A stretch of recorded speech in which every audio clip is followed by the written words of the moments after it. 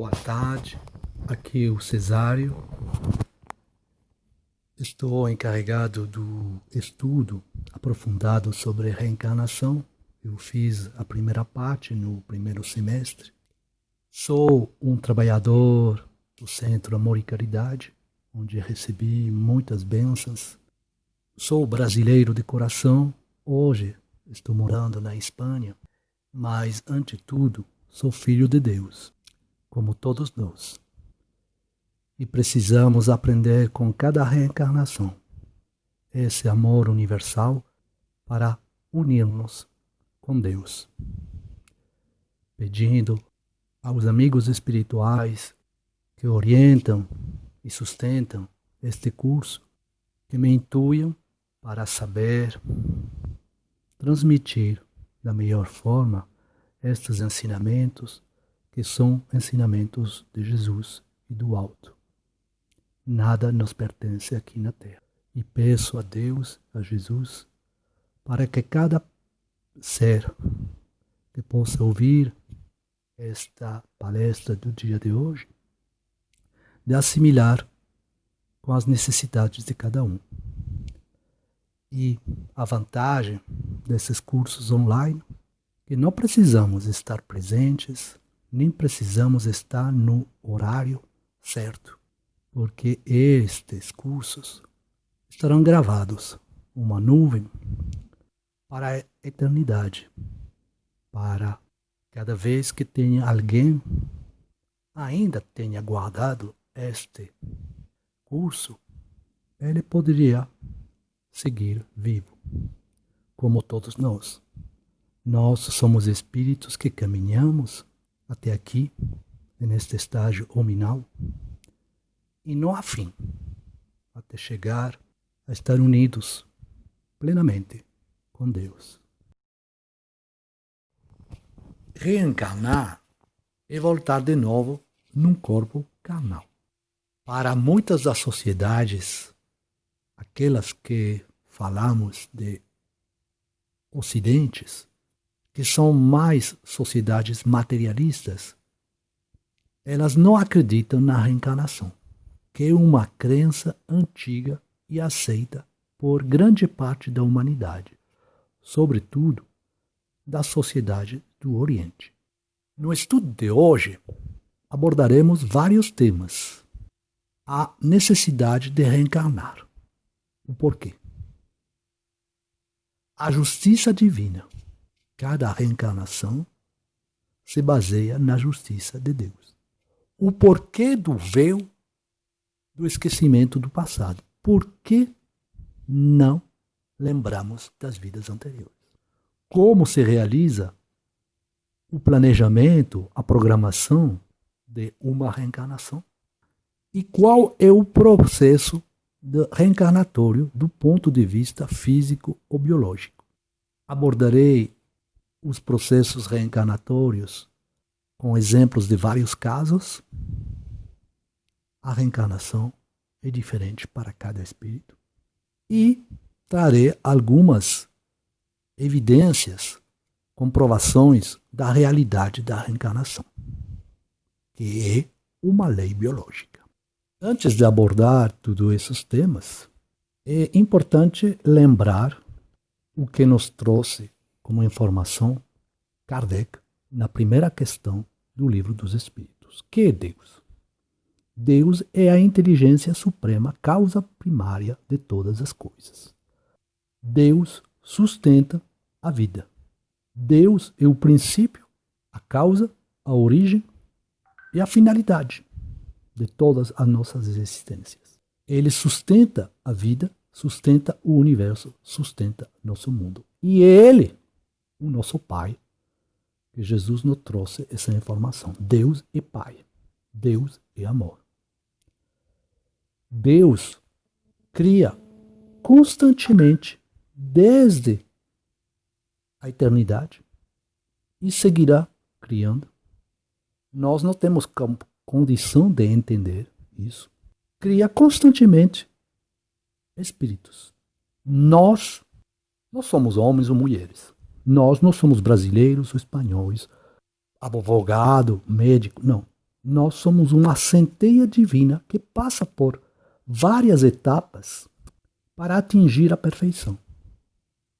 Nós fomos criados à imagem e semelhança de Deus. Todos nós temos o potencial de criar. E constantemente nós também criamos sem sabê-lo. Cada pensamento que emitimos é uma energia, é uma força, algo que criamos. E todos nós somos responsáveis por essas criações. Por isso Jesus falou vigiar e orar. E Deus espera de nós que nos tornemos colaboradores. E para isso necessitamos nos aperfeiçoar. Porque Deus nos criou simples e ignorantes. E as reencarnações é o meio para atingir essa perfeição. Para nos aperfeiçoar e para nos tornar esses cooperadores. E no livro Os Missionários da Luz, há um trecho, uma frase muito linda que explica isso. A reencarnação é o meio. A educação divina é o fim. A reencarnação é o meio de progresso de cada espírito. E teremos tantas reencarnações quantas forem necessárias.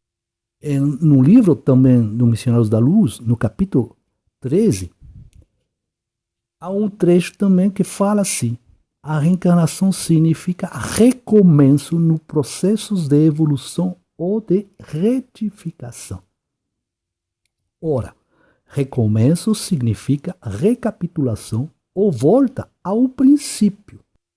A reencarnação nos permite adquirir conhecimentos, valores e consciência de nossa realidade espiritual.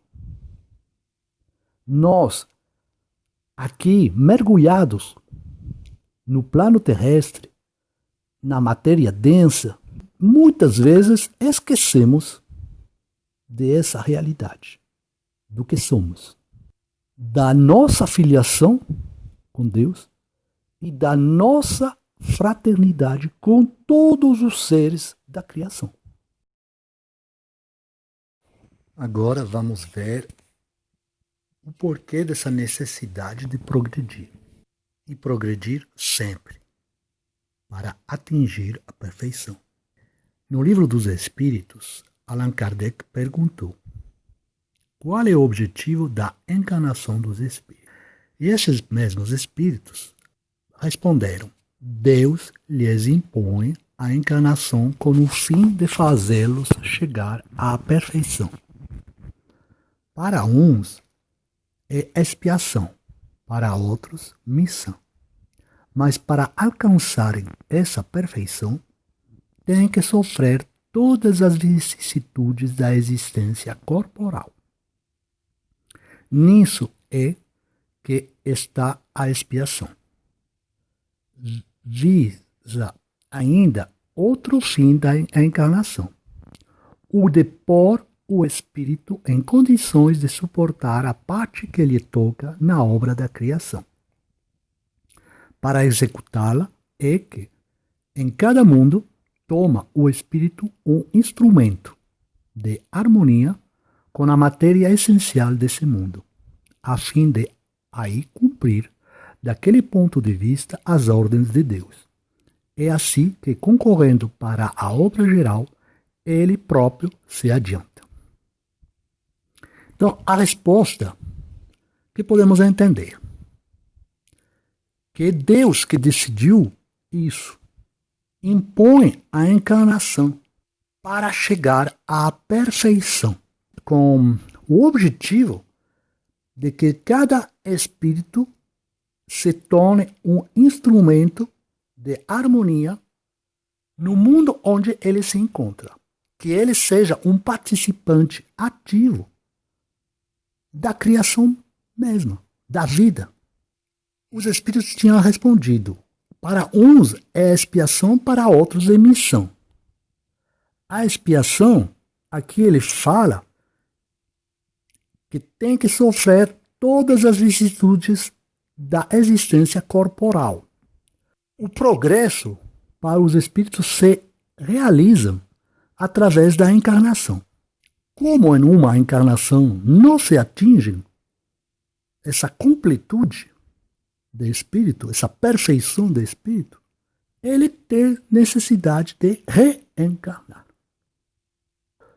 Os outros espíritos que já têm atingido um certo grau de evolução, que têm já uma consciência do que são, uma consciência do conjunto da criação, da vida, eles vêm em missão para fazer progredir mais o mundo, para realizar o progresso coletivo através dessas missões.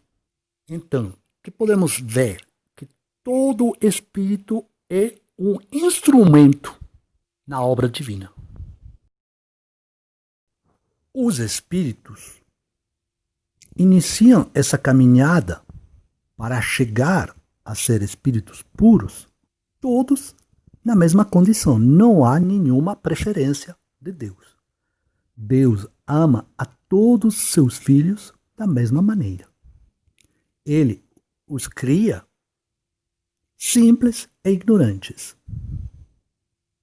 Na questão 114 do Livro dos Espíritos, Kardec perguntou: os espíritos são bons ou maus por natureza, ou são eles mesmos que se melhoram? E a resposta foi: são os espíritos, os próprios espíritos que se melhoram e, melhorando-se, passam de uma ordem inferior para outra mais elevada. Estamos em progresso constante.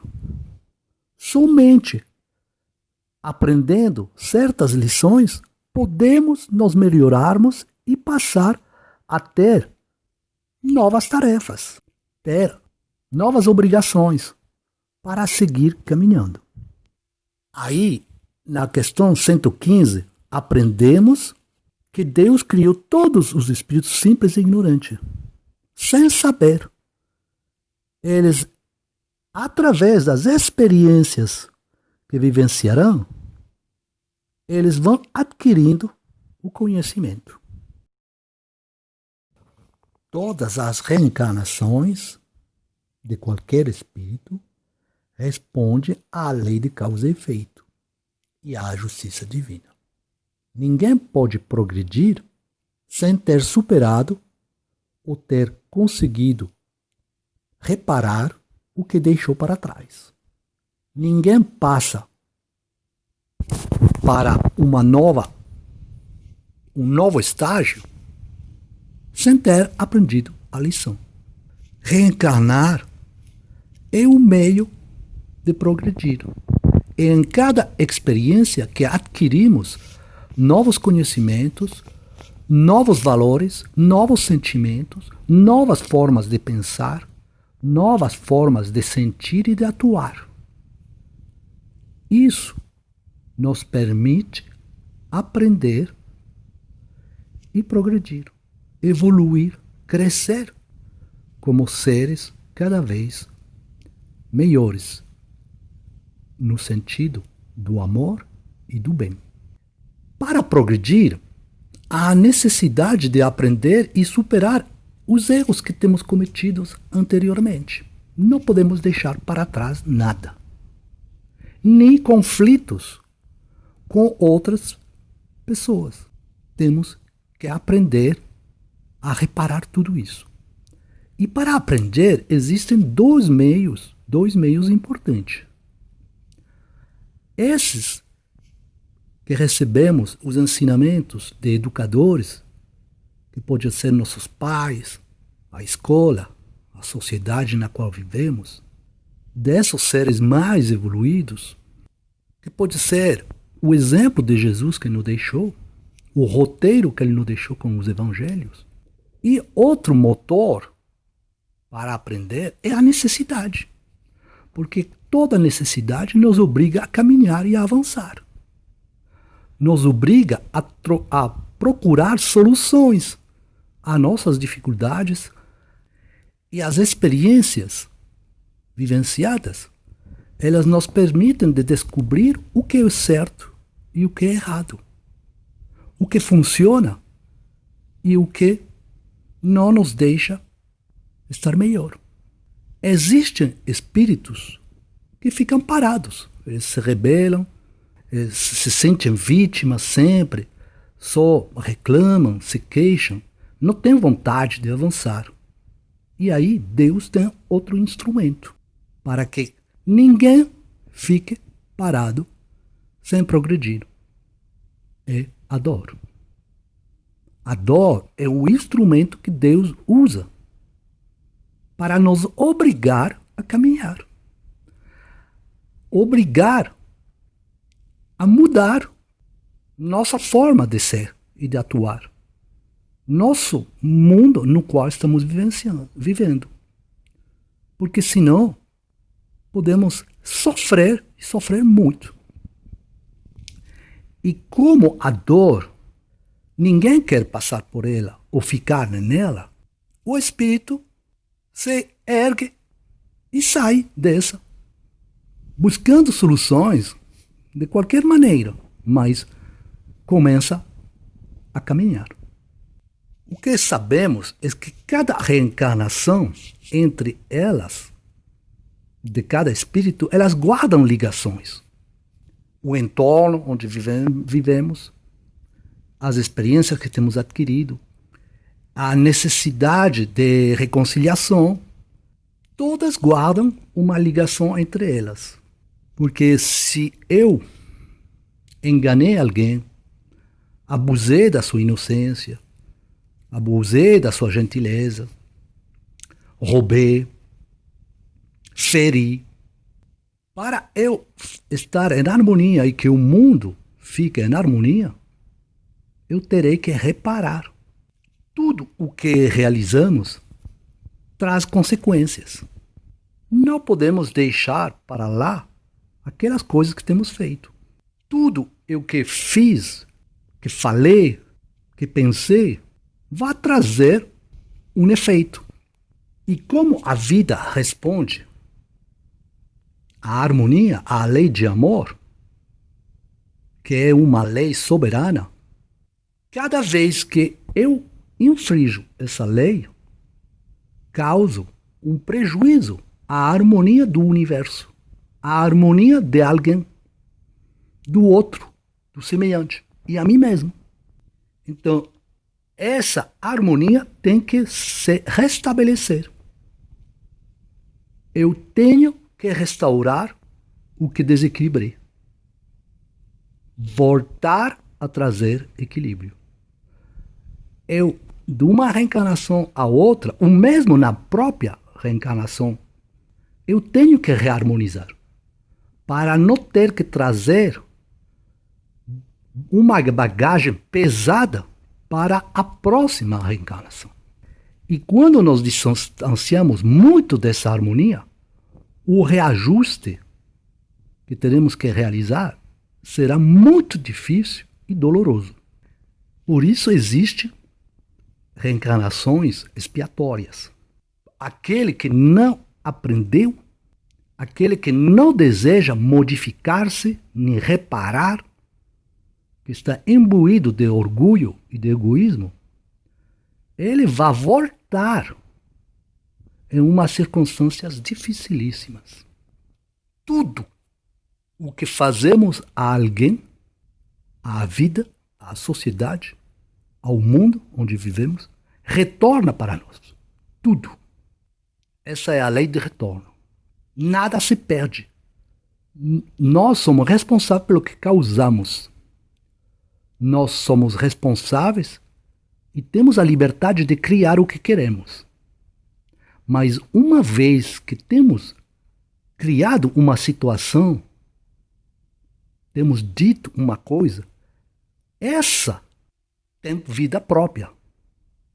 E ela vai causar o bem ou uma coisa ruim. E isso, inevitavelmente, para que a harmonia se restabeleça, retorna a nós. Melhor fazer o bem.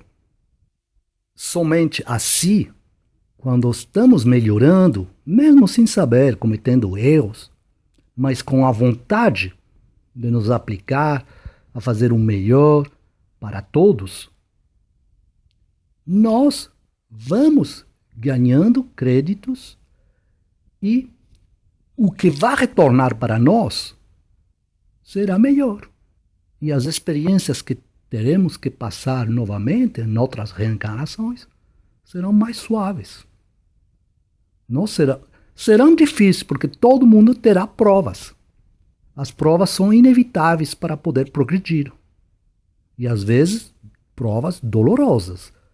Mas elas não serão um reajuste expiatório, um reajuste doloroso causado por nós mesmos. Mas serão provas necessárias a nosso crescimento. As reencarnações difíceis não são necessariamente de resgate ou de expiação. Não. Temos casos onde sabemos que as pessoas, para o ser comum, é injustiça divina. Não. Porque o espírito tem necessidade sempre de progredir. E ele mesmo pode escolher reencarnações de sacrifício em benefício de outros espíritos amados mais atrasados, que estão estagnados e que não aprendem a sair do vício e da mesma forma de ser, e repete constantemente, encarnação tras reencarnação, os mesmos erros. E esses espíritos que decidem sacrificar-se, eles não o vivem como se fosse uma dor, mas é amor. Amor pela humanidade. Amor pelo outro. Amor com Deus. Porque eles participam e já têm essa consciência que sem esse sacrifício não poderia haver progresso dos seres amados ou do conjunto da coletividade. Então, se as reencarnações têm uma ligação uma entre elas, por que não lembramos delas? Por que esse esquecimento das vidas anteriores? Vamos tentar explicar. O progresso de cada espírito é muito devagar. Até atingir a perfeição, erramos muito. Cometemos muitos erros, alguns mais ingênuos e outros que ferem a outras pessoas. E até compreender o sentido real da vida e o sentido de cada existência reencarnatória, demoramos muito. É que para chegar à luz é preciso sair das sombras da ignorância. E nós, mesmo imbuídos de nossa grande vaidade, somos pequeninos. E sabemos muito pouco, bem pouco, da vida. E o que é bom com isso, esquecimento da vida anterior, é que entramos na vida carnal sem o conhecimento de nosso passado. Nós voltamos com essa consciência pesada de forma consciente. Está no inconsciente, mas de forma consciente, não levamos esses erros, esses crimes que temos cometido, e podemos olhar para os outros, os nossos familiares, os nossos amigos, os nossos vizinhos, sem o conhecimento do passado deles e do que nós fizemos com eles, ou contra eles, em desfavor deles, ou eles que fizeram mal a nós. Voltamos como limpos dessas imagens e desse conhecimento. Porque sem isso seria muito difícil de conviver. Porque quase todos os seres humanos que reencarnam na Terra têm um passado para ser resgatado. Nós estamos em um estágio evolutivo muito comparável uns com os outros. Estamos quase todos nas mesmas faixas de adiantamento espiritual. E aqui na Terra, sabemos que uma Terra é um mundo de provas e expiações.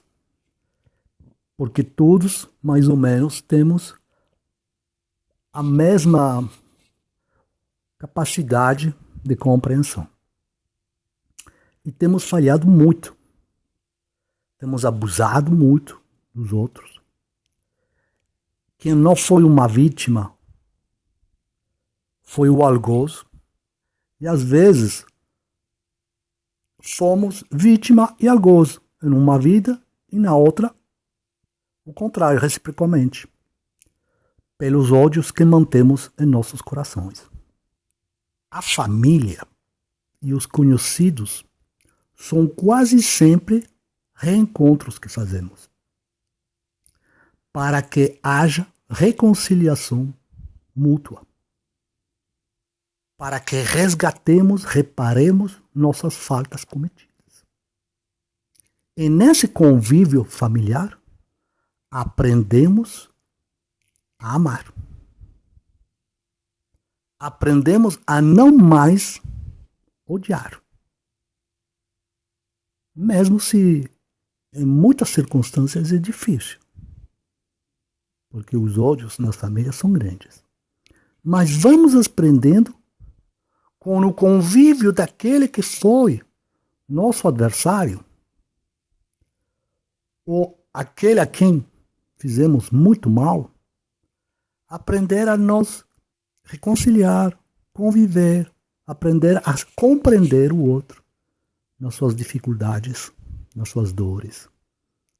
E há, para todos os espíritos reencarnantes, necessidade de reparação para que aqueles laços de ódio sejam quebrados e sejam substituídos por laços de amor e de fraternidade.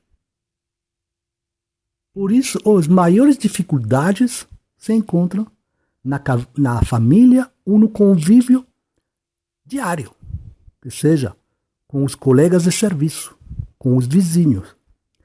Esses convívios são, muitas vezes, necessidades de reconciliações, de reaprender a estabelecer laços mais saudáveis. Sem esse esquecimento, como enxergaríamos o outro? Como eu poderia ter nas minhas mãos, como pai, um filho que me tirou a vida?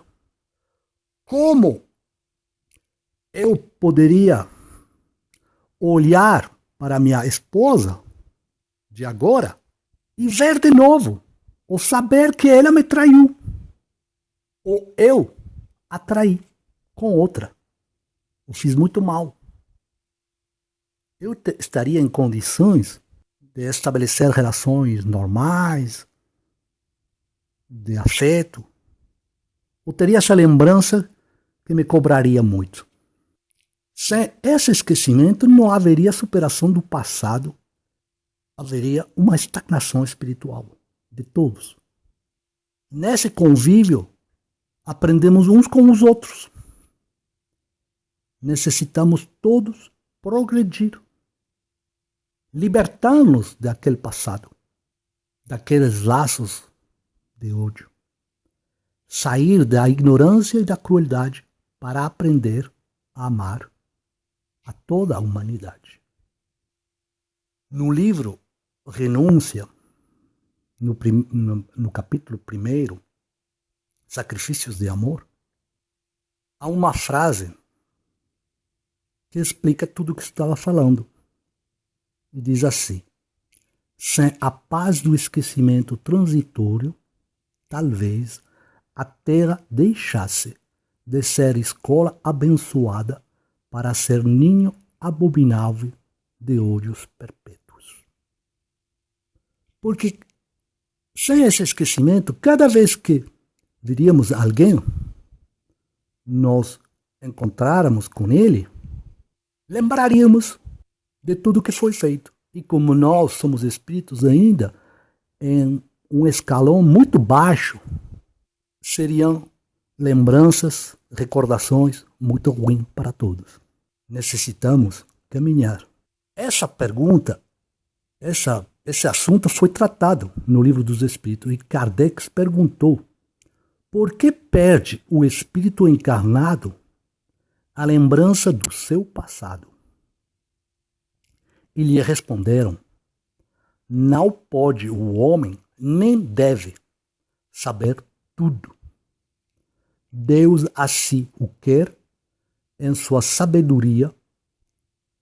Sem o véu que lhe oculta certas coisas, ficaria ofuscado, como quem, sem transição, saísse do escuro para o claro. Esquecido do seu passado, ele é mais senhor de si. É a pergunta 392. Todos nós, quando voltamos à Terra, temos aquela bagagem pesada que ficou lá, em um canto, que podemos dizer é o esquecimento desse passado muito ruim, das coisas ruins que cometimos. Essa bagagem ficou lá no canto. Ele não desapareceu, mas ficou lá. E nós voltamos a começar como se não tivéssemos esse passado. E recomeçamos a repetir situações que vamos tentar superar, reparar, resgatar, fazer melhor, fazer diferente. Aquelas coisas onde erramos. Isso nos permite não estar com a consciência do que fizemos antes. E assim trabalhar melhor. Alguns espíritos repetem constantemente os mesmos erros. E voltam na Terra novamente para progredir e fazer diferente. Esses espíritos repetem porque as tendências são fortes em nós.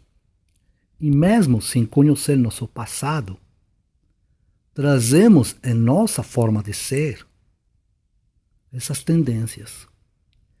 E é necessário cortá-las, transformá-las em serviço ao próximo, em amor ao próximo, para libertar-nos daquelas tendências que podem ser de ciúme, da avareza, de egoísmo, de orgulho.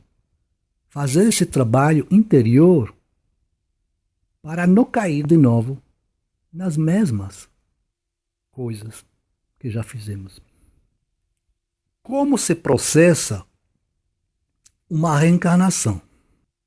Lá no mundo espiritual, onde todos vamos, passamos um tempo onde meditamos, onde vamos para lá onde queríamos estar. Alguns afundam em infernos, como diria a Igreja Católica. São regiões trevosas, difíceis, espíritos rebeldes, ignorantes e com muita ódio no coração. Outros vão para colônias, dependendo cada um do estágio no qual se encontra e das intercessões que pode beneficiar-se ou não de outros espíritos amados que os protegem. As reencarnações são individuais, mas nós praticamente todos reencarnamos em grupos, o que podemos falar de nossa família espiritual.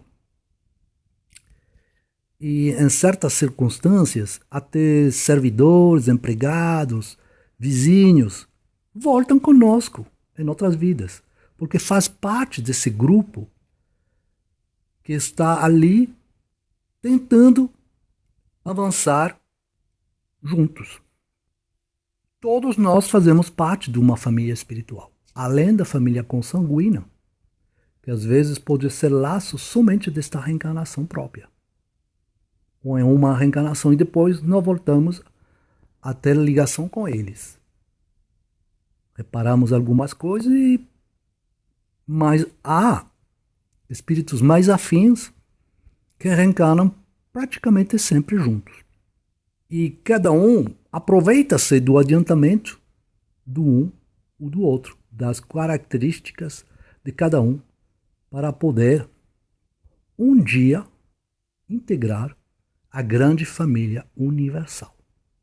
O objetivo é isso, é de um pequeno grupo, depois abranger um grupo maior e cada vez ser menos apegado a certos seres, para aprender a amar a todos.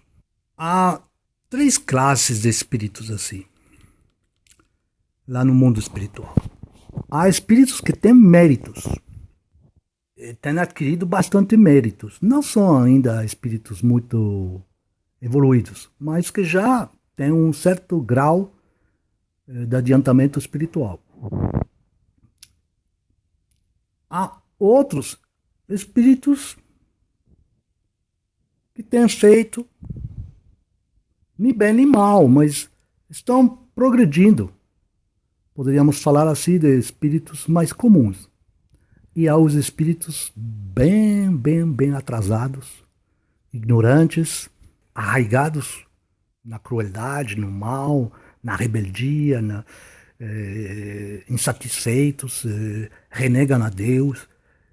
Então, cada um vai ter um planejamento, uma preparação, uma programação diferente.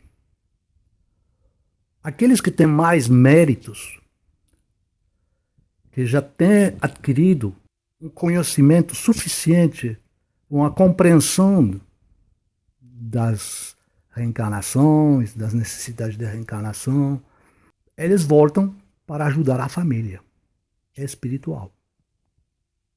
Eles podem escolher a forma de voltar. Lá temos no livro de renúncia Alcione, que não tinha necessidade agora de voltar, mas que sentia o apelo, as preces, as dores dos antigos familiares das vidas anteriores, daqueles que sofriam porque tinham errado muito, e de um ser amado que ele tinha. Então ela pediu para voltar a reencarnar, para ajudar a todos eles, para permitir-lhes dar esse salto qualitativo, espiritual, e sair da repetição do erro. E nesse livro, todos, é um grupo. Eles reencarnam na França, na Irlanda, na Espanha, e eles já tinham reencarnado em uma vida anterior em Roma. Que no livro, você tem o relato, no livro 50 anos depois, também pelo Espírito Emmanuel. E Alcione, naquele livro, ela era a Célia, aquela que se passou uma vida como padre marino para ajudar a família, se afastou, se sacrificou, para que não culparam a mãe e o pai de certas coisas, e ajudou a muitas pessoas. Então, ela adquiriu uns méritos espirituais grandes pelo sacrifício, pela renúncia, e ela não tinha necessidade reencarnatórias de provas, de expiações, como os parentes. E quando ela soube que todos iam voltar, ela pediu para ir. Lá no livro de renúncia, ela reaparece como uma filhinha pequena, mas era o espírito mais evoluído de todos. E os ajudou, se sacrificou, renunciou as próprias vontades e desejos de mulher, de ser, para só fazer o bem em benefício de todos. Muitos desses espíritos cometeram de novo os mesmos erros, crimes, invejas, mas ao final todos aproveitaram essa vida de sacrifício. Aí, essas dores não eram por necessidade de expiar, era por amor. Ela renunciou, se sacrificou para permitir a aqueles evoluir. Temos outro caso, e esse vou explicar mais em profundidade, que é o caso da mãe de André Luiz. Quando ele é admitido em nosso lar, ele tem um dia a visita da mãe. E ele perguntou, e meu pai? Onde está?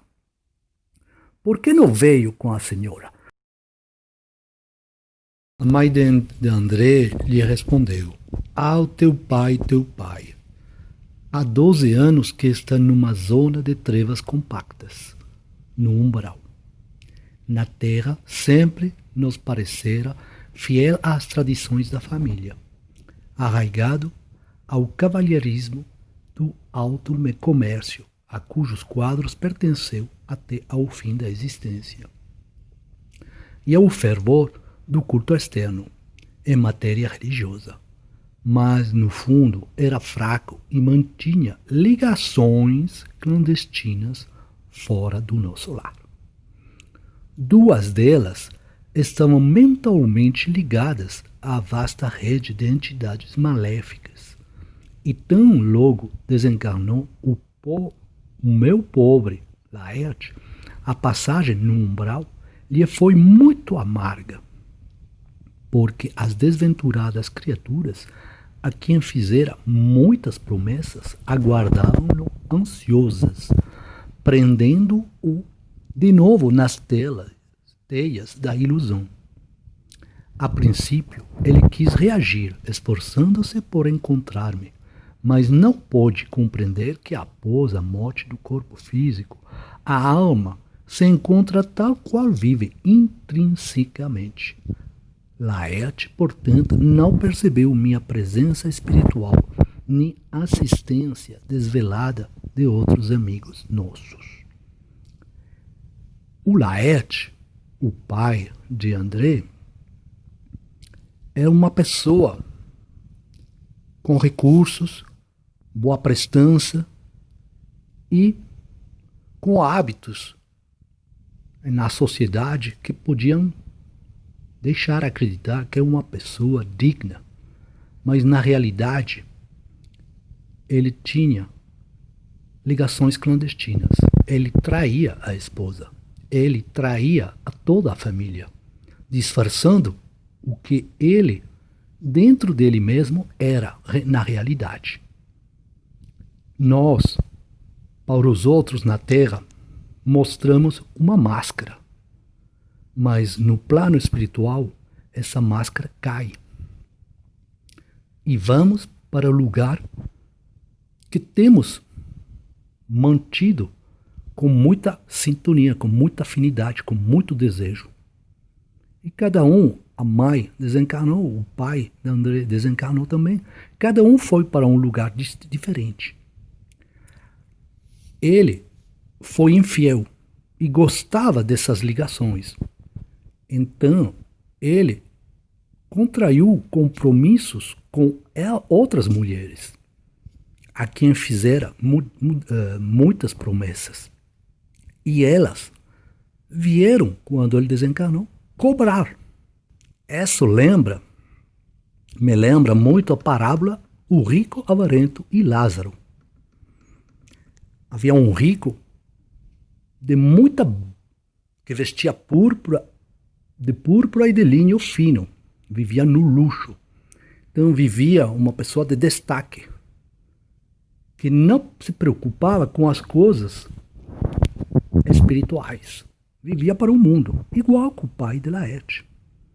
Os recursos, esse destaque no comércio, na sociedade, lhe davam lá a crença que ele estava acima de outras preocupações, que eram as preocupações da vida após a morte. E nessa parábola temos também o rico, o pobre, o mendigo, que ele sofria. Nós podemos ver o que nós somos para fora, para a sociedade, e o que somos na intimidade. Somos pobres. Escondemos a nossa miséria espiritual, a nossa miséria emocional, afetiva, disfarçando por coisas externas da aparência. Mas, de qualquer forma, vamos para lá. A vida na terra é passageira. E quando o rico percebe que Lázaro, aquele que se resignou pelas dores sofridas na terra, tinha alcançado, lá no mundo espiritual, uma posição superior, o rico se tornou um mendigo espiritual, e pedia para o Lázaro vir e com o dedo molhar a língua dele, porque ele tinha muita sede de conhecimento, muita sede de despertamento espiritual, muita sede de compreender a sua situação. E Abraão lhe diz, mesmo se quisera ele vir te ajudar, ou eu mandar, nós estamos separados por um grande abismo. O que significa esse grande abismo? A mãe de André e o pai de André desencarnam e há um abismo espiritual entre os dois. O Laerte não pode perceber a mãe, porque os dois estão em uma posição espiritual diferente. Vivem em uma faixa vibratória totalmente diferente, onde o inferior não pode alcançar o superior. Somente o superior poderia, densificando seu perispírito, descer até o mais inferior. Então a mãe tentou ajudá-lo. Mandaram também outros espíritos benfeitores.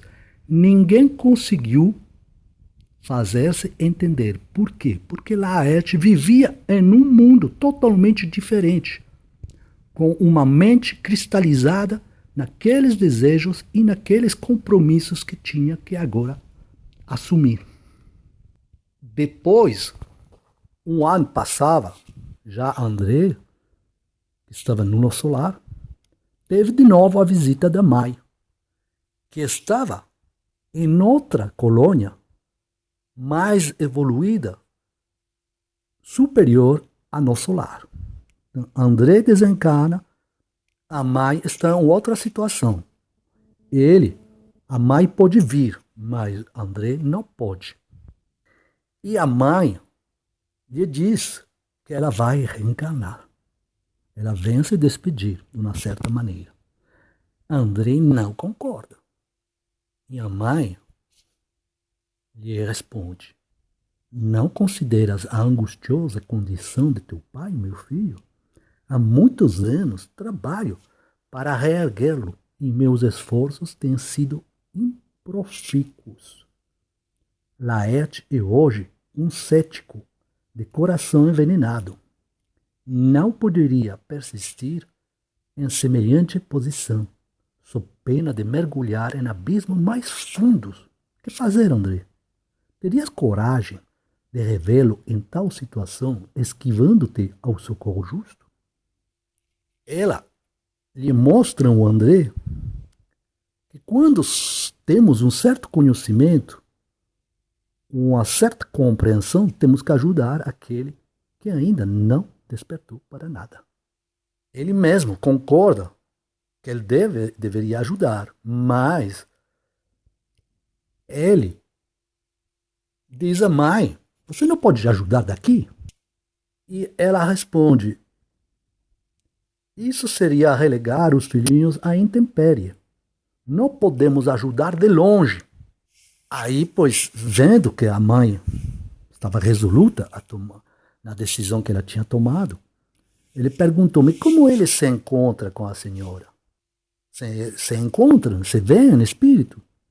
E é lá que ela explicou essa situação vibratória que não se podia, ele não podia, não tinha a condição de identificá-la, nem a ele nem a nenhum benfeitor, porque ele estava tão cristalizado no que ele vivenciou no mundo carnal, que ele não podia enxergar outra coisa que aquelas duas mulheres. Ela lhe diz, com a colaboração de alguns amigos, localizei-o na Terra a semana passada, preparando-lhe a reencarnação imediata, sem que ele nos identificasse o auxílio direto. Quis fugir das mulheres que ainda o subjugam, talvez com razão, e aproveitamos essa disposição para jungi-lo à nova situação carnal. Mas isso é impossível. E a liberdade individual? Respondeu André. Nós todos temos o livre-arbítrio. O problema é que, na maioria dos seres humanos, esse livre-arbítrio é mal usado. É usado somente para satisfazer egoístamente prazeres, desejos pessoais, sem tomar em conta das necessidades espirituais, sem viver como um espírito que está em uma situação transitória, vivenciando experiências para aprender. A maioria dos seres humanos utilizam esse livre-arbítrio para eles próprios.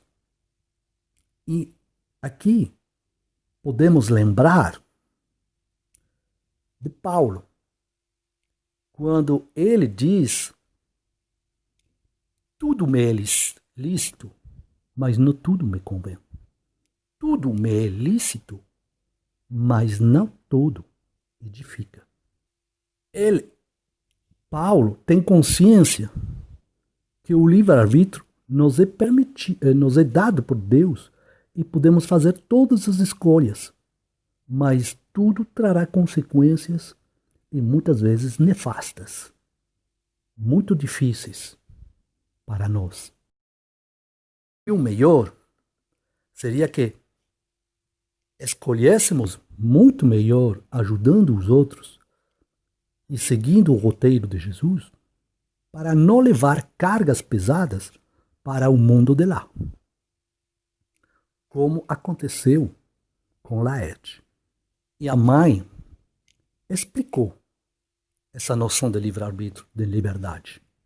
Ele lhe diz a André Luiz: há reencarnações que funcionam como drásticos. Ainda que o doente não se sinta corajoso, existem amigos que o ajudam a sorver o remédio santo, embora muito amargo. Relativamente à liberdade irrestrita, a alma pode invocar esse direito somente quando compreenda o dever e o pratique. Quanto aos mais, é indispensável reconhecer que o devedor é escravo do compromisso assumido. Deus criou o livre-arbítrio, nós criamos a fatalidade.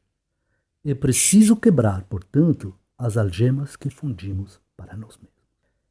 Esse espírito, como é pouco acessível, a espiritualidade, quando há uma intercessão, uma pessoa como a mãe de André, que intercedeu por ele, que pede ajuda, eles utilizam as circunstâncias as circunstâncias que vão acontecer. O pai foge das duas mulheres. Ele está cansado, está sofrendo. Então ele deseja esconder-se. A espiritualidade utiliza esse desejo para levá-lo à reencarnação, onde ele poderá ser escondido. A reencarnação serve de esconderijo nesses casos. A liberdade nossa a temos sempre. Laet nunca foi impedido para ter essas ligações clandestinas, para ele levar a vida como ele desejou. O problema é que quando atuamos, tudo traz consequências e nós vamos ter que responder por tudo que fizemos. E Laerte agora tem que responder. O livre-arbítrio, para ele, é limitado, porque como ela fala, relativamente à liberdade irrestrita, a alma pode invocar esse direito somente quando compreende o dever e o pratica. Ele não agiu conforme ao dever de esposo, ao dever de pai, ao dever de filho de Deus. Então a sua liberdade é limitada. E outra coisa, ele tem necessidade de progredir, porque ele está já há mais de 12 anos estagnando lá nessas zonas trevosas, onde ele está sofrendo e não vê outra coisa que essas mulheres. Então a espiritualidade, sabendo que somente poderá sair disso pela reencarnação, que é o meio de progresso em todas as circunstâncias. E quando nós usamos de forma errada nosso livre-arbítrio, criamos a fatalidade, como ressalta a mãe de André. Deus criou o livre-arbítrio, nós criamos a fatalidade. A fatalidade é as consequências de todos os nossos atos. Tudo tem, toda causa provoca um efeito. Tudo que fazemos vai ter umas consequências na vida dos outros e em nossa própria vida. Essa é a fatalidade. O destino somos nós que o criamos. Aí a mãe, ela explica, ela acrescenta que as infelizes irmãos que o perseguem, entretanto, não o abandonem. E não fosse a proteção divina por intermédio de nossos guardas espirituais, talvez lhes subtraíssem a oportunidade da nova reencarnação. E essas mulheres, indaguei, que será feito dessas infelizes? Ela explica que do momento que a espiritualidade provoca a reencarnação, escondendo, eles protegem o Laerte, porque senão essas mulheres poderiam frustrar essa reencarnação. Temos o caso, no capítulo 15 do Missionários da Luz, onde André vai estudar outro tipo de reencarnação, não todas finalizam com sucesso. Esse capítulo se chama Fracasso, onde uma mulher, pela sua leviandade, sua vontade de prazeres, de seguir vivendo as sensações do corpo e os prazeres da vida mundana, ela está ligada e influenciada por obsessores. E os obsessores conseguem, pela sintonia, os desejos inferiores dessa mulher. E impedem ao espírito que ia nascer através dela a nascer e provocam o aborto. Essas mulheres são afastadas durante esse período de gestação, porque senão elas poderiam impedir o renascimento do Laerte. E essas duas mulheres não serão eliminadas, porque elas também precisam voltar à carne e caminhar, progredir. E elas estão ligadas com o Laerte. Eles não vão renascer longe dele. Com tudo isso que estava aprendendo, André chegou para ele uma surpresa maior. Ele indagou: e essas mulheres? O que será feito dessas infelizes? E a Maia lhe respondeu com um sorriso grande: serão minhas filhas daqui a alguns anos. E preciso não esqueceres que irei ao mundo em auxílio de teu pai. É indispensável amar, André. Os que descreem perdem o rumo verdadeiro, peregrinando pelo deserto. Os que erram se desviam da estrada real, mergulhando no pântano. Teu pai é hoje um cético e esses pobres irmãos suportam os pesados fardos na lama da ignorância e da ilusão. Em um futuro não distante, colocarei todos eles em meu regaço materno, realizando minha nova experiência. E ela mesmo, ao final, falou: e pode ser que um dia volte para o nosso lar com todos eles reconciliados. Adversários de outros tempos, pessoas que têm ódios, rancores, renascem juntos, através de espíritos mais adiantados, com o coração mais aberto para essa fraternidade, porque já perceberam que são filhos de Deus e que todos são filhos de Deus, uns mais evoluídos que outros, elas se sacrificam para permitir essas reconciliações. Por isso temos tantos conflitos nas famílias. E pode ser que o pai terá ciúmes, às vezes, com as filhas, porque serão reminiscências do passado. Mas Deus é justo e permite a cada um de nós de reparar. E quando não temos condições, há sempre seres que já aprenderam essa renúncia do ego para saber se sacrificar e nos ajudar a crescer. Por isso temos sempre que tentar compreender a cada ser humano que encontramos sem julgar, sem condenar, porque nós sabemos o que há nesse passado desse ser. Os papéis que desempenhamos na vida carnal, de mãe, pai, filhos, irmãos, esposos, são laços passageiros, são laços daqui da Terra, são necessidades para nosso progresso. Na realidade, nós somos todos irmãos uns dos outros e filhos de Deus. Depois de ver esses espíritos com certos méritos, tem outros mais comuns que estão conscientes dos erros cometidos e se preparam no plano espiritual, beneficiam de certas intercessões ou moram em colônias como Nosso Lar e se planificam lá com tutores espirituais para voltar. Eles vão escolher certas condições, os espíritos tutores, programadores, incentivam-os, os intuem, os levam a eles mesmos decidir, porque não querem constranger.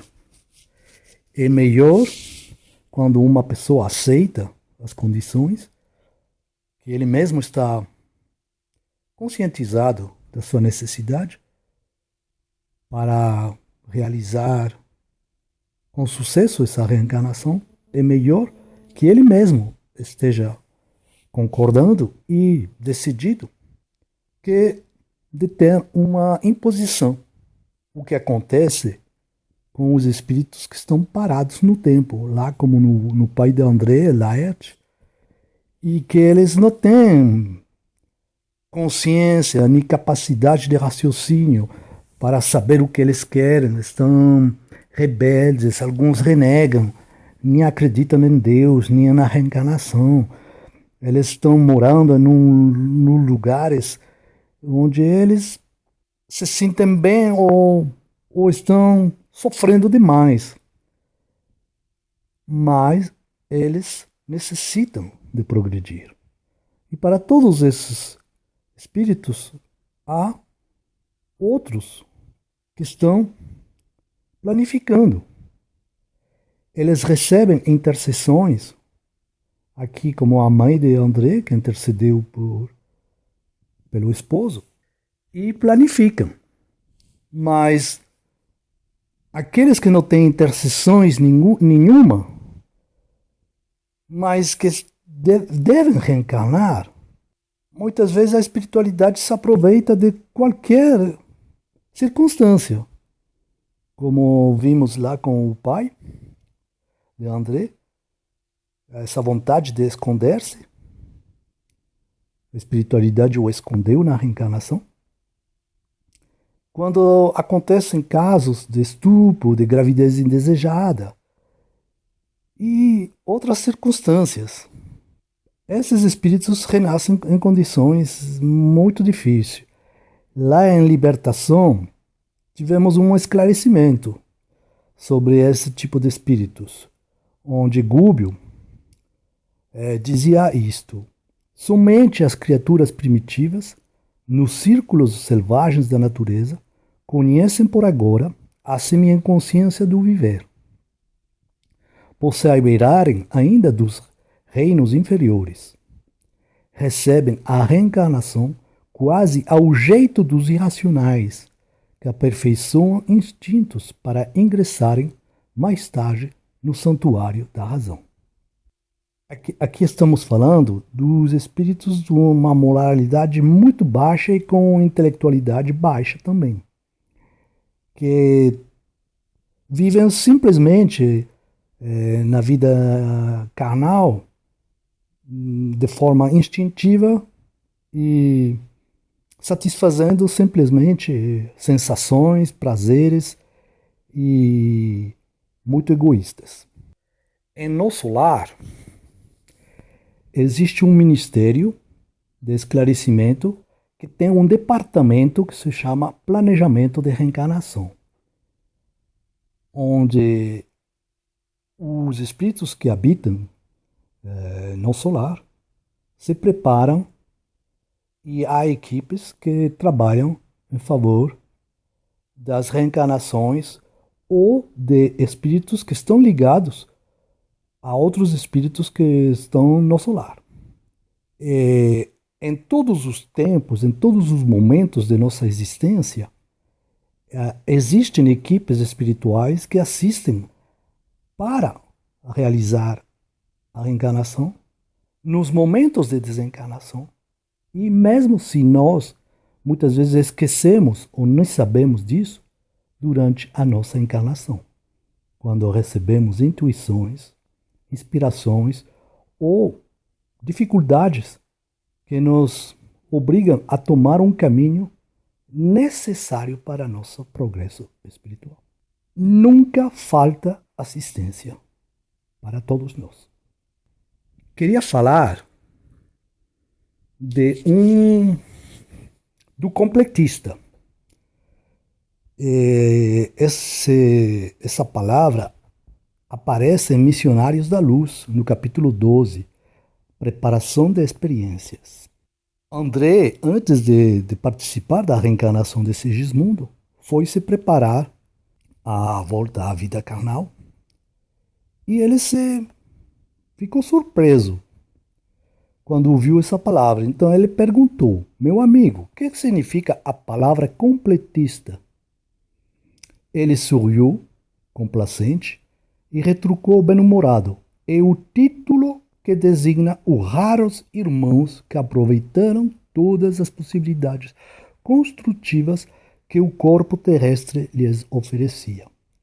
O completista, na qualidade de trabalhador leal e produtivo, pode escolher à vontade o corpo futuro, quando lhe apraz o regresso à crosta em missões de amor e iluminação. Por mais estranho que possa parecer, semelhantes exceções existem no mundo. Passam frequentemente para cá entre os anônimos da crosta, sem fichas de propaganda terrestre mas com imenso lastro de espiritualidade superior. Os completistas são aqueles que completam o planejamento realizado na espiritualidade. A maioria dos espíritos fracassam ou não conseguem realizar tudo o que prometeram. Tudo que eles pediram para a volta. E o completista é aquele que consegue. Ao conseguir alguma coisa, você ganha a possibilidade de ter mais escolha. O livre-arbítrio é uma conquista. Tudo terá um limite em referência ao que somos capazes de fazer ou não. Porque o livre-arbítrio tem seu correlativo, que é a responsabilidade. Aquele que tem menos responsabilidade tem menos possibilidades de escolher. Aquele que completa o que ele prometeu de fazer, ele conquista e ele realiza. Depois ele poderá fazer mais à sua vontade, porque ele demonstrou que ele era responsável e que cumpria com a sua palavra. No processo reencarnatório, do ponto de vista fisiológico, biológico, espiritual, podemos falar de 3 fases. Há uma ligação fluídica, há uma ligação espiritual, uma união espiritual entre a mãe e o filho, e há uma ligação à matéria, para esse espírito que muda de plano. Ele passa de um plano onde ele estava vivendo para outro plano, que é muito mais denso, que é mais materializado. Allan Kardec, no livro A Gênese, no capítulo 11, item 18, ele descreve a ligação fluídica. Ele explica assim: quando o espírito tende a encarnar num corpo humano em vias de formação, um laço fluídico que mais não é do que uma expansão do seu perispírito o liga ao germe que o atrai para uma força irresistível desde o momento da concepção. Uns processos magnéticos fortes, no momento da união do pai e da mãe, da fecundação do ovo, o espírito, através do seu perispírito, é atraído e se liga. Essa ligação se realiza ao universo sutil. É o momento transitório de uma passagem de um mundo para o outro. Desde o momento da concepção, o espírito está ligado à matéria. Por isso, o espiritismo não está a favor do aborto. Porque do momento da concepção, um espírito já está voltando. Está com vida. Allan Kardec prossegue. À medida que o germe se desenvolve, o laço se encurta. Sob a influência do princípio vital-material do germe, o perispírito que possui certas propriedades da matéria se une molécula a molécula ao corpo em formação, donde o poder dizer-se que o espírito, por intermédio do seu perispírito, se enraiza de certa maneira nesse germe como uma planta na terra. Quando o germe chega ao seu pleno desenvolvimento, completa é a união. Nasce então o ser para a vida exterior.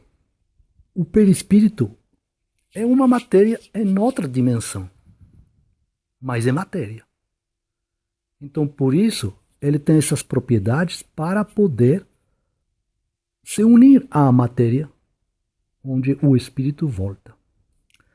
A união espiritual, ela se realiza entre os pais, durante o desdobramento dos pais. E é necessária que tenham esse reencontro. Há uma descrição muito boa em Missionários da Luz, no capítulo 13. A união à matéria tem uma descrição também nesse capítulo. O André Luiz descreve o que estava fazendo Alessandro, que era o responsável com Herculano da reencarnação de Segismundo. Então ele descreve o que ele estava vendo. Em seguida, Alessandro ajustou a forma reduzida de Segismundo, que se interpenetrava com o organismo perispirítico de Raquel, que é a futura mãe, sobre aquele microscópico globo de luz, impregnado de vida, e observei que essa vida latente começou a movimentar-se. O globo de luz é o ovo fecundado, o zigoto. Alessandro colocou o perispírito lá no globo, uniu os dois. Do momento que a célula fecundada se uniu a um espírito, a um princípio inteligente, ele começou a se desdobrar, a se multiplicar as células. Porque o espírito Segismundo começou a comandar a formação do próprio corpo. Esse processo não se termina com o nascimento da criança. Ele se termina aos 7 anos. Porque durante todo esse processo, a espiritualidade está ajudando que a criança comece a ser independente e tenha todo o controle sobre sua própria vitalidade através do sangue, para ela ser capacitada de produzir ela mesma suas próprias defesas e a necessárias vitalidade para prosseguir na vida. O momento da união do espírito à matéria estava precedido pela redução perispiritual daquele espírito que vai renascer. Ele passa de um plano material diferente a outro plano material que nós conhecemos aqui na Terra. Então, o corpo que ele tinha vai sendo reduzido a um nível tão pequeno que ele se integra ou se une à célula primeira do seu novo corpo. Para depois, essa pequena célula se multiplique até atingir um corpo material para este novo mundo. A continuação, vamos ouvir a narração do capítulo 29 do livro Entre a Terra e o Céu, onde se descreve a reencarnação de Júlio. E depois dessa audição, visualização, farei alguns apontamentos sobre o processo. Capítulo 29. Ante a reencarnação. Na noite imediata, atendendo-nos à solicitação, Clarencio conduziu-nos ao domicílio do ferroviário para observações. Penetramos respeitosamente o quarto em que Odila nos recebeu, contente e gentil. Tudo lhe parecia desdobrar-se com segurança. Júlio dormia. Não mais acordara, informou a guardiã feliz. Tinha a impressão de que o reencarnante desaparecia pouco a pouco na constituição orgânica de Zulmira, como se a futura mãezinha fosse um filtro miraculoso a absorvê-lo. A genitora desencarnada mostrava-se satisfeita e esperançosa. Preferia ver o filhinho confiado ao sono profundo. As aflições e os gemidos dele lhe haviam dilacerado o coração. O renascimento, por esse motivo, representava uma bênção para as inquietantes responsabilidades maternais de que se via detentora. Observamos que Júlio se caracterizava por enorme diferença. O corpo sutil do menino denotava espantosa transformação. Adelgaçara-se de maneira surpreendente. Tive a ideia de que ele e Zulmira, alma com alma, se fundiam um no outro. A moça ganhara em plenitude física e vivacidade espiritual, quanto perdia o menino na apresentação exterior. Júlio adormecera aliviado, ao passo que a jovem senhora demonstrava admirável despertamento para a vida. A segunda esposa de Amaro modificara-se de modo sensível. Como as pessoas felicitadas por novos títulos de confiança no trabalho, revelava-se mais alegre e mais cônscia das obrigações que lhe competiam. A transfusão fluídica era ali evidente. O organismo materno assemelhava-se a um alambique destinado a sutilizar as energias do reencarnante para restituí-las, de certo, a ele mesmo na formação do novo envoltório. Registrando-nos o assombro, o instrutor explicou com a sua habitual gentileza. A reencarnação, tanto quanto a desencarnação, é um choque biológico dos mais apreciáveis. Unido à matriz geradora do santuário materno, em busca de nova forma, o perispírito sofre a influência de fortes correntes eletromagnéticas que lhe impõem a redução automática. Constituído à base de princípios químicos semelhantes em suas propriedades ao hidrogênio, a se expressarem através de moléculas significativamente distanciadas umas das outras, quando ligado ao centro genésico feminino, experimenta expressiva contração à maneira do indumento de carne sob carga elétrica de elevado poder. Observa-se, então, a redução volumétrica do veículo sutil pela diminuição dos espaços intermoleculares. Toda matéria que não serve ao trabalho fundamental de refundição da forma é devolvida ao plano eterial, oferecendo-nos o perispírito esse aspecto de desgaste ou de maior fluidez. Quer dizer, então, aventurou Hilário em sua curiosidade construtiva, quero dizer que os princípios organogênicos essenciais do perispírito de Júlio já se encontram reduzidos na intimidade do altar materno e, à maneira de um ímã, vão aglutinando sobre si os recursos de formação do novo vestuário de carne que lhe será o vaso próximo de manifestação. E a forma a rarefazer-se sob os nossos olhos? Inquiriu meu colega, espantado.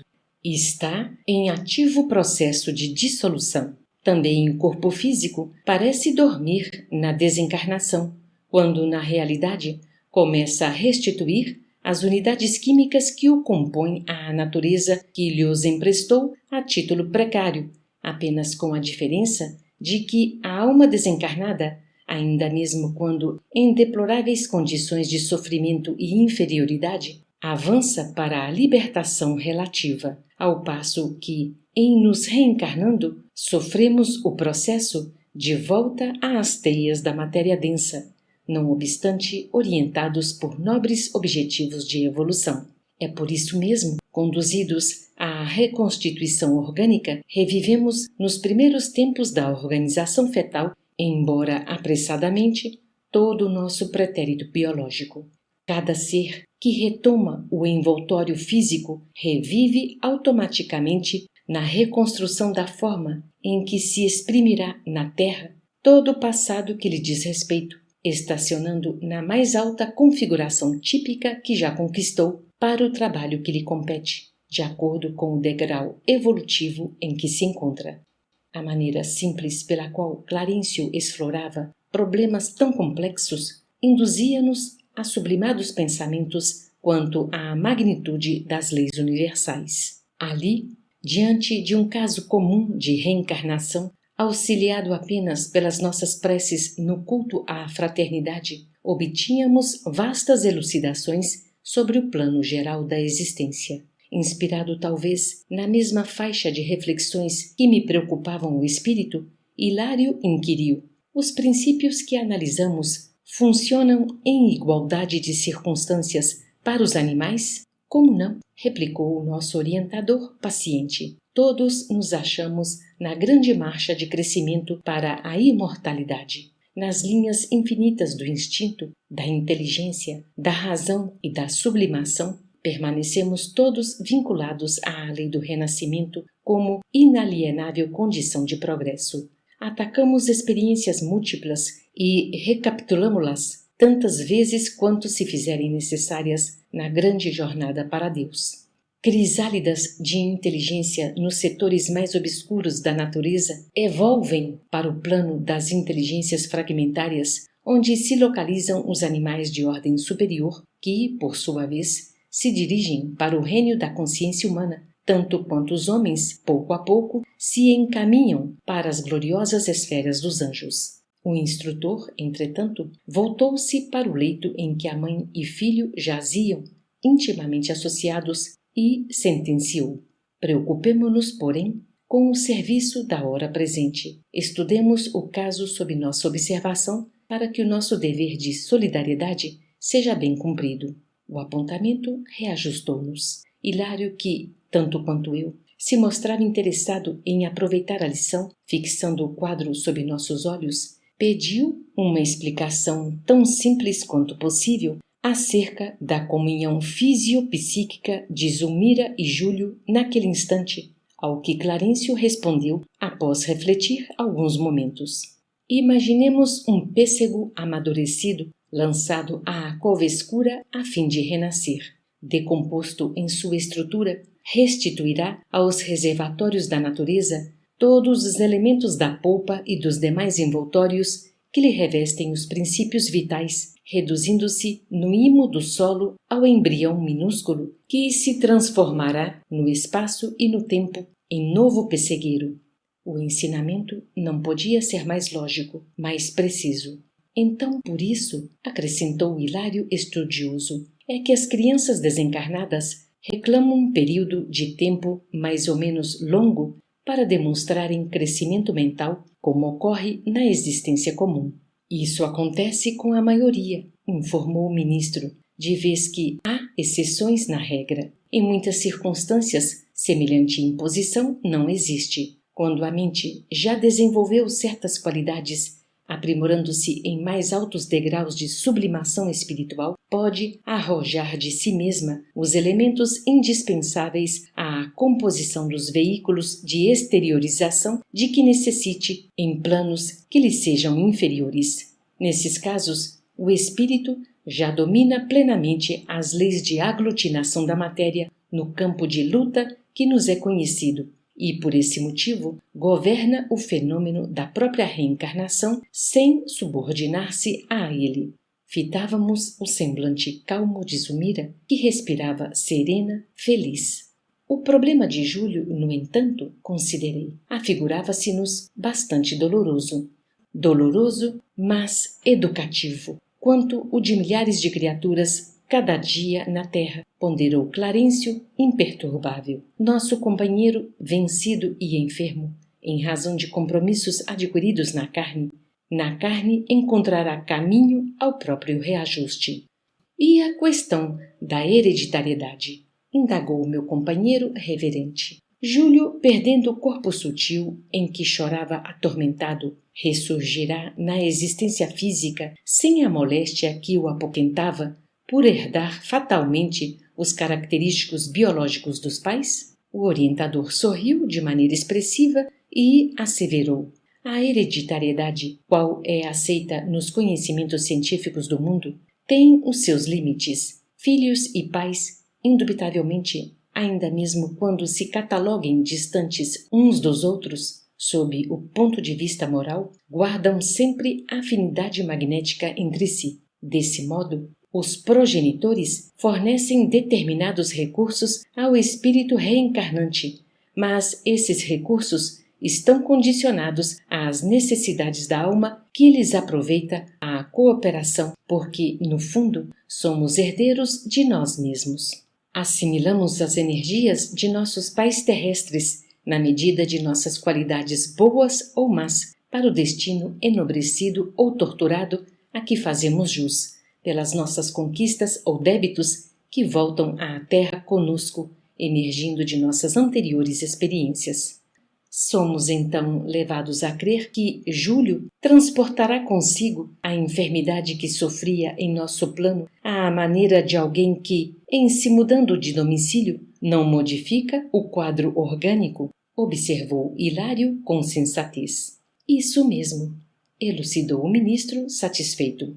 O problema é de natureza espiritual. Durante a gravidez de Zulmira, a mente de Júlio permanecerá associada à mente materna, influenciando, como é justo, a formação do embrião.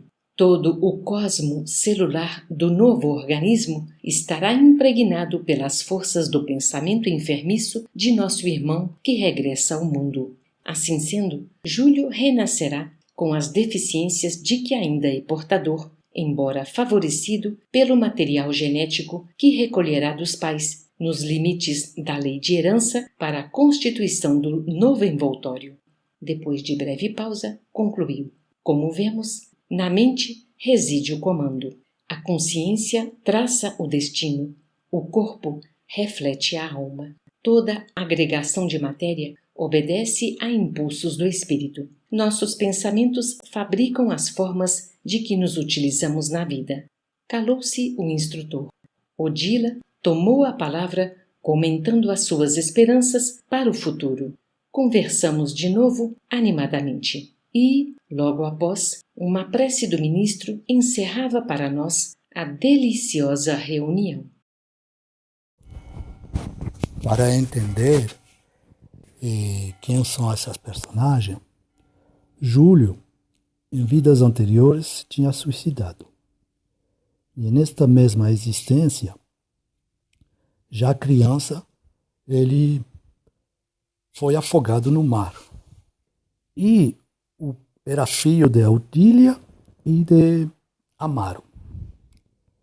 Amaro ficou viúvo. E Odília obsediou a nova esposa, Zulmira, porque estava com inveja desse casamento, dessa união nova do esposo. E lá no plano espiritual, com o desencarne do filho, Júlio, ela começou a tentar ajudar ele, mas ele não se recuperava por causa do suicídio da vida anterior, por envenenamento. E ao final ela compreendeu que a única solução era o filho reencarnar. E a sua adversária, na sua mente, podia ser a salvadora, permitindo o renascimento de Júlio. Por isso agora, uma reencarnação responde a muitas outras necessidades espirituais de todos os envolvidos. Zulmira e Odília se reconciliariam. Odília entenderia que os filhos não são seus, mas são de Deus. E que a função da mãe é de trazer os filhos para eles continuar a caminhada evolutiva e o crescimento espiritual de cada um. E que o ódio não leva a nada. Só o amor permite superar todas as dificuldades da vida. Vamos ressaltar os pontos importantes desta narrativa, deste capítulo, antes da reencarnação. A mãe é uma médium de materialização ao serviço de Deus. É a mãe que permite que o espírito que vive no plano espiritual possa voltar à Terra em um plano mais denso. A mãe é um instrumento que Deus utiliza para permitirmos voltar à Terra a uma nova experiência. Júlio precisou passar pelo filtro da mãe, desta nova mãe, Zulmira, se fundiu nela para poder reencarnar. As mães da Terra são as portas de chegada à vida carnal. Jesus precisou de Maria para encarnar na Terra e cumprir com a sua missão. Outro ponto. Júlio mudou de aparência. Passou por um processo de redução perispiritual para poder se ligar à matéria daqui e adquirir uma nova personalidade. Já não era o Júlio que desencarnou. Era um novo Júlio. Esta nova experiência lhe trará outras provas necessárias para seu progresso e continuar a evoluir. Aqui vimos que o feto revive todo o processo evolutivo do princípio inteligente até o estágio que ele alcançou. Aqui é o estágio hominal. Desde as primeiras bactérias, desde as primeiras formas de vida que se descobriram na Terra. O espírito reencarnante guarda arquivado todas as experiências que ele passou. E ele é capaz, aquelas que ele adquiriu, de reproduzi-las de forma automática. Porque é uma ferramenta que ele já sabe usar. Ele é capaz de realizar tudo que já fez em outros estágios evolutivos. Nós respiramos sem ter a consciência disso. O fazemos de forma automática. Em experiências transatas, adquirimos essa capacidade de utilizar o oxigênio para depois assimilá-lo dentro de nós. A hereditariedade que recebemos são recursos magnéticos dos pais. Não obstante, aproveitamos segundo o nosso estágio espiritual. Tudo que os pais nos oferecem não será utilizado por nós. Vai depender do que fomos capazes de assimilar. Às vezes, até nós somos mais evoluídos e podemos obter mais do que os pais nos dão. E em cada experiência só usaremos o que precisamos realmente. Porque na realidade somos herdeiros de nós mesmos. O corpo reflete o que está na mente. E vai se construir em função da nossa necessidade e daquelas coisas que nós acreditamos ou desejamos. E aqui tem um trecho que podemos ressaltar desse capítulo. Durante a gravidez de Zulmira, a mente de Júlio permanecerá associada à mente materna, influenciando, como é justo, a formação do embrião. Todo o cosmos celular do novo organismo estará impregnado pelas forças do pensamento enfermiço de nosso irmão que regressa ao mundo. Nossos pensamentos fabricam as formas de que nós utilizamos na vida. Então, mesmo se a mãe pode influenciar pela mente ao seu futuro filho, o espírito que está reencarnando, se ele tem pensamentos enfermiços ou a consciência pesada, culpada, ele não poderá assimilar todas essas forças que transmite a mãe. E aqui é bem importante de reformular ou de reler esta frase. Nossos pensamentos fabricam as formas de que nós utilizamos na vida. Todo pensamento cria. tenhamos cuidado com os pensamentos que temos. Eles podem influenciar a nossa vida futura. Outro trecho. Os pensamentos de Zulmira guardam imensa força sobre Júlio, tanto quanto os de Júlio revelam expressivo poder sobre a nova mãezinha.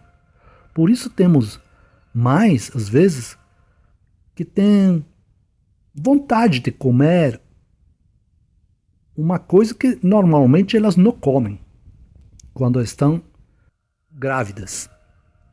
Porque é a influência do espírito que está lá, já, vivo, influenciando a mente da mãe. As mentes de um e de outro como que se justapõem, mantendo-se em permanente comunhão, até que a natureza complete o serviço que lhe cabe no tempo. De semelhante associação procedem os chamados sinais de nascença. Certos estados íntimos da mulher alcançam, de algum modo, o princípio fetal, marcando-o para a existência inteira. É que o trabalho da maternidade assemelha-se a delicado processo de modelagem, requisitando, por isso, muita cautela e harmonia para que a tarefa seja perfeita. A mãe, os estados emocionais da mãe vão influenciar a formação fetal e podem provocar sinais de nascença, que podem ser transmitidos pelo pensamento, pela mente da mãe ou pela mente do espírito, dos pensamentos cristalizados que ele tinha de vidas anteriores. Todos os dos pensamentos da mãe e do entorno, do ambiente onde ela vive, durante a gestação, influenciam esse corpo que está se formando. Para finalizar o estudo, eu vou falar agora das comprovações da realidade da reencarnação, me servindo dos estudos que realizou Hernani Guimarães Andrade, um engenheiro e também espírita, que fundou o Instituto Brasileiro de Pesquisa Psicobiofísicas, o IBPP. E nesse instituto, ele fez experiências, comprovou cientificamente e queria provar a reencarnação, os fenômenos paranormais, a mediunidade, a obsessão e a comunicação dos espíritos através de aparelhos eletrônicos, o que chamamos de transcomunicação. Ele tem muitos livros interessantes, bem escritos e baseados em pesquisas realizadas cientificamente muito sérias. E em um dos livros, ele relata o caso de Vanessa, que foi relatado pela avó, que ele transcreveu o que aconteceu com ela. Ela tinha uma neta, criança, Vanessa, que quando várias vezes ela penteava o cabelo da neta, a neta lhe falou, seguramente recordações, reminiscências do passado, de vida anterior, eram fortes, lembravam certas cenas e lhe falou: avô, eu fazia o mesmo com a senhora quando eu era a sua mãe. A primeira vez, nada falou, ficou surpresa. E depois, em outras circunstâncias, em outros momentos, que outra vez falou assim a neta descreveu exatamente a casa onde elas moravam, todo o entorno dessa casa, e era exatamente onde a avó morou quando era criança. A neta não tinha nenhum problema com a mãe, ela gostava da sua própria mãe, mas ela se sentia sempre à vontade e sempre queria ficar com a avó. essas ligações afetivas que guardamos de uma vida para outra. E quando ela casou, ela foi morar com a avó, que ficou viúva. Então, são casos onde podemos ver essas ligações fortes de espíritos. Esses casos de recordações reencarnatórias surgidas em crianças mostram que os períodos de intermissão desses pacientes são muito curtos. O que é a intermissão? É o período que há entre uma desencarnação, uma vida, a desencarnação da vida anterior e a reencarnação de agora. E esses períodos aí foram certos anos, poucos anos. Então, aí é nessas crianças onde se manifestam essas recordações, onde se falam dessas coisas. Aqui no Ocidente, muitas vezes, não acreditamos nisso. Levamos a criança para o psicólogo, pensamos que está doida, ou que pode estar perturbada. Na Índia, esses casos são mais aceitos, porque se acredita na reencarnação.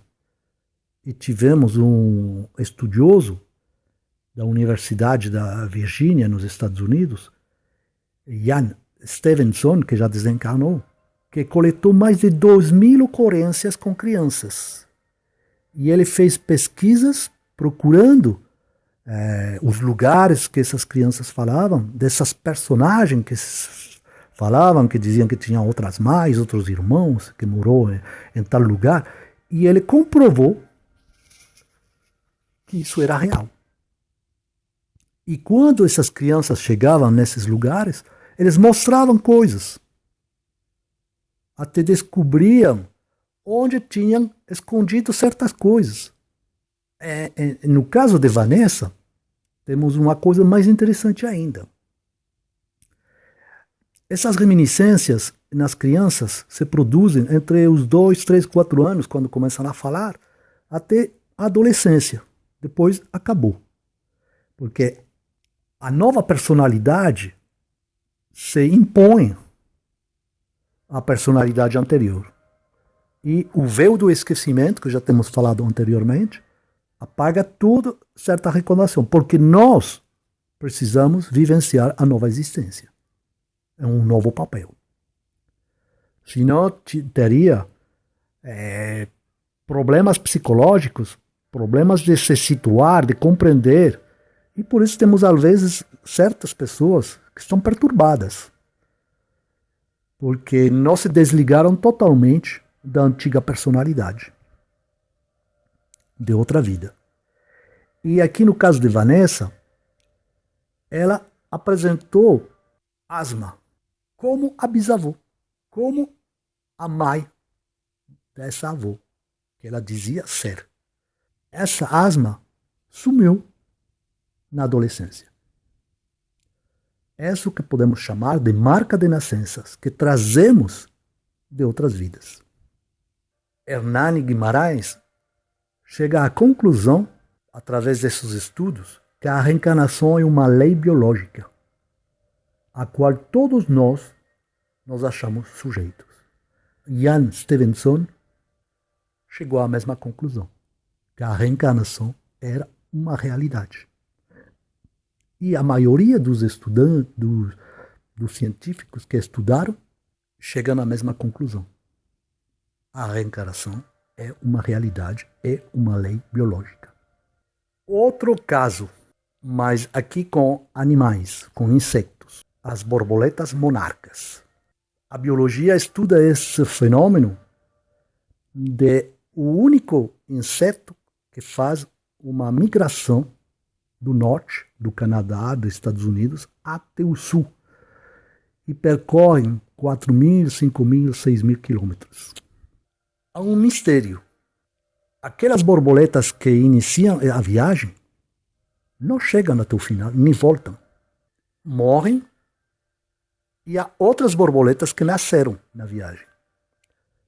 Somente a quarta ou quinta geração volta ao Canadá, aos Estados Unidos.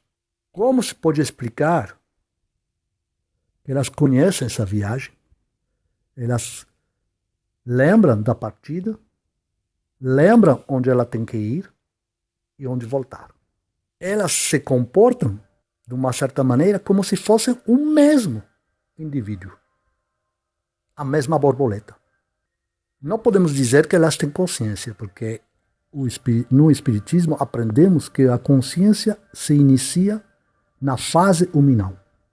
Nós perguntamos, de novo, seriam os mesmos insectos que renascem? Não sabemos.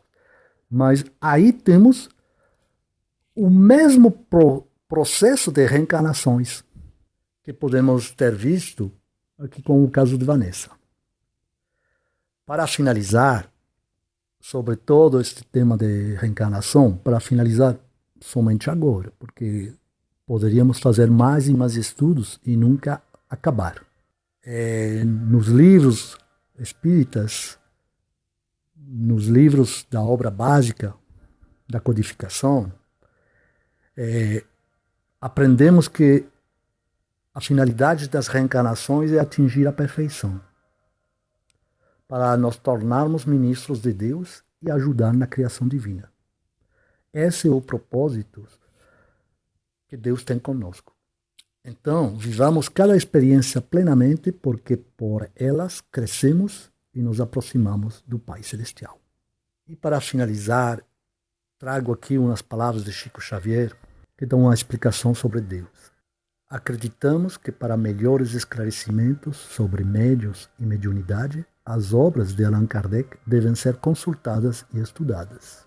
Contudo, o nosso respeito aos entrevistadores, devemos dizer que solicitar de nós uma explicação sobre Deus é o mesmo que pedir a um verme para que se pronuncie quanto à glória e à natureza do sol. Embora o verme, se pudesse falar, diria, com toda a certeza, da veneração e do amor que consagra ao sol que lhe garante a vida. Deus nos criou. Deus tem propósitos por nós. Deus sabe o que faz. E nós ainda sabemos bem pouco. Então, sigamos estudando, pedindo ao Pai que nos ampare, que nos oriente, que nos guie, que nos dê a força de servir e de amar, de ver a todos nossos irmãos, a todos os seres como nossos irmãos, porque só o amor nos permite manter a fé e a paz em nosso coração. Que assim seja a todos.